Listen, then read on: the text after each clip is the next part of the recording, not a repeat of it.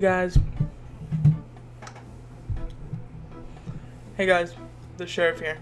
So here's a wildly dated question, because everyone wants to be the big toon and the hero without screwing it up in DA offices with the puzzles. I mean, a lot of them are really simple, but there's one people seem to struggle with, and that's the one I'm going over today. You probably got dulled and clicked on this video because you saw the title. Alright, well, it's really quite simple, and I've watched other people's tutorials. I don't think they go in depth enough. So here I am to grant a simplified,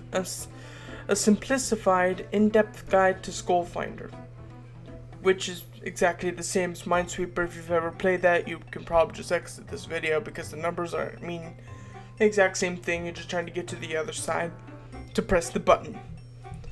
So in the previous clips, you saw a bunch of numbers and flags. Well, the numbers mean something. They are touching various amounts of squares. Picture a square with many squares within it, 4 to be specific. And the center square of the bigger overall square has the number 4 written on it. Now that means all the mini squares around the center square, which construct the square, must have mines. Or in Toontown's case, there must be skulls there. And the entire objective is simply to skip over all the skulls and make your way to the end zone or the button. Now let's reach another scenario. There is a 2 on the far right square of a grid and another 2 adjacent to it.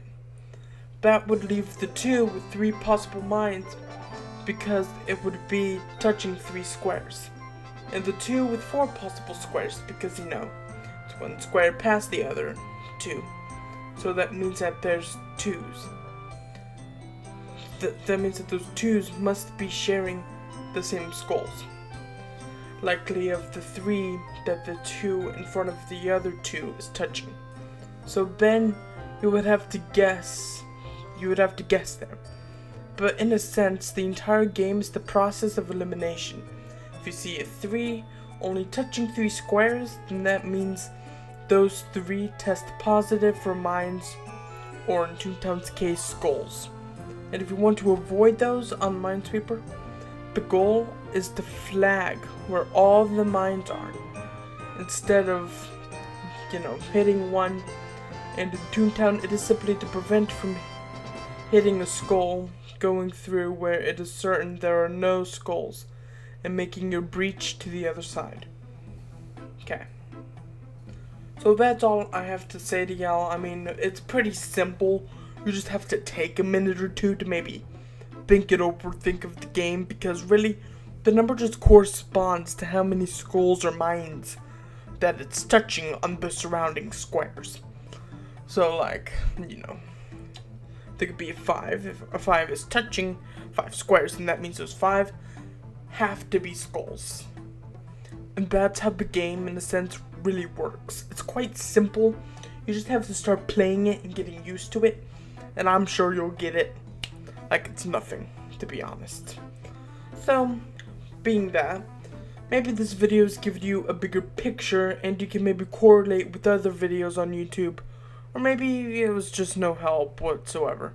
And that's okay. Other people have made tutorials. Maybe my method is confusing or whatnot, and that's very possible. If you could, leave me some love in the comments. Maybe regarding if this video was helpful, because I'd love to know. And like always, thanks for watching. You're all beautiful people.